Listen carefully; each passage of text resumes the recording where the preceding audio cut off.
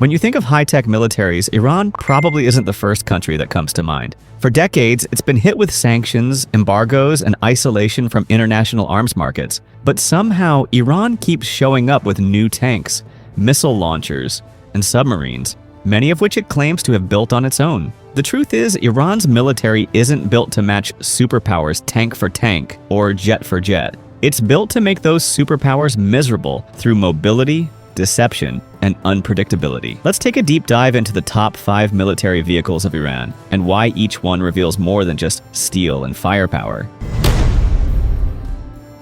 Zulfiqar Missile Launcher, TEL. The Zulfiqar is a mobile short-range ballistic missile system named after a legendary sword. But this one doesn't swing, it launches. With a range of 700 kilometers, the Zulfiqar missile can strike military bases in Saudi Arabia, the UAE, and even parts of Israel. It uses solid fuel, which is a major upgrade over older liquid-fueled designs because it allows much faster deployment and launch times. What makes it so effective is how Iran hides and deploys it. The Zulfiqar launcher is mounted on a basic-looking truck, blending in with commercial vehicles. That makes it hard to spot by satellite or drone. Iran also builds inflatable decoys that look identical from above, meaning an enemy could waste missiles attacking rubber dummies while the real system drives away. In 2020, during a large exercise, Iran showed off dozens of these TELs popping out of underground launch tunnels, literal missile silos on wheels. The message was clear: if you strike Iran, Iran can strike back, quickly and from anywhere.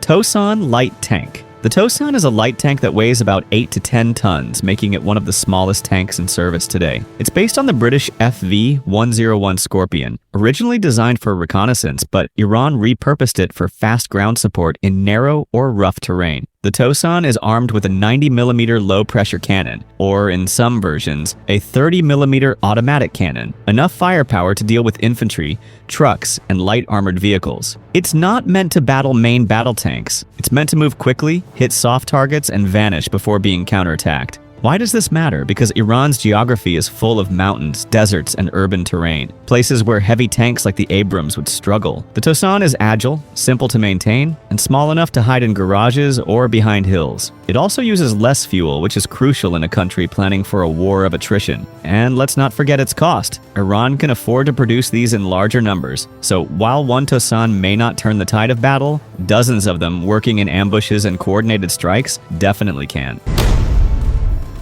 Qadir-class midget submarine. Iran's navy isn't large, but it's tricky, and the Qadir-class submarine is a perfect example of that strategy. It's a small diesel-electric submarine, about 29 meters long, designed to operate in the shallow, noisy waters of the Persian Gulf, where traditional sonar doesn't work well. The Qadir is based on the North Korean Yono class, but Iran has localized the design. It's equipped with two 5.33mm torpedo tubes, and it can also lay mines or deploy commandos. It's not fast, like top speed is just 11 knots submerged, but it's extremely hard to find. Iran has reportedly produced over 20 of these subs and keeps them moving between hidden bases, including some carved directly into the coastline. In wartime, they could slip out, lurk in shipping lanes, and threaten oil tankers or warships. Even if they never fire a shot, they force every ship in the area to slow down, change course, or divert escorts. And that's the real power of the Qadir. It's asymmetric warfare in submarine form, cheap, silent, and psychologically exhausting for whoever's trying to patrol the Gulf.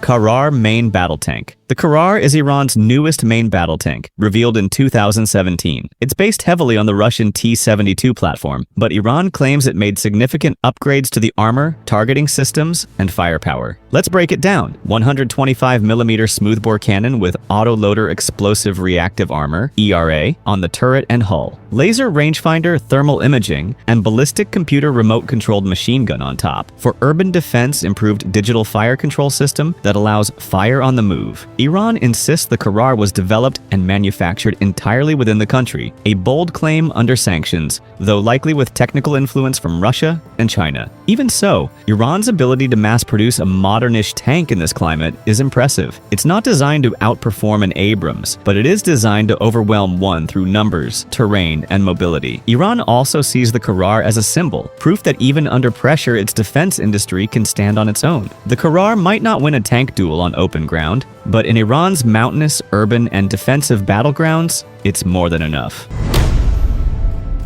Bavar 373. Air defense system. Iran's most ambitious vehicle isn't a tank or a sub. It's a mobile air defense system. The Bavar 373 was developed after Russia delayed delivery of the S-300 system in the early 2000s and 10s. Iran decided to build its own, and in 2016, it unveiled the Bavar 373. The system includes Sayyad 4B missiles with a claimed range of up to 300 kilometers, mobile phased array radar, capable of tracking stealth aircraft command and control trucks that manage multiple launchers. The ability to engage several targets simultaneously, including aircraft, drones, and cruise missiles. The entire system is mounted on high mobility trucks, which means it can relocate quickly to avoid being destroyed in a first strike. That's key to Iran's survival strategy. Mobility equals survivability. Iran says the Bavar 373 successfully tracked and targeted mock versions of stealth aircraft like the F-35. While those claims are hard to verify, the system clearly adds a major layer of complexity for any potential air campaign. It doesn't have to shoot down every jet, it just has to make the other side hesitate. And that hesitation could be enough to prevent a war, or at least delay one long enough for Iran to strike back. Iran's top military vehicles tell a clear story. This is a country preparing for unconventional war, not just traditional battles. Every truck, tank, sub, and missile system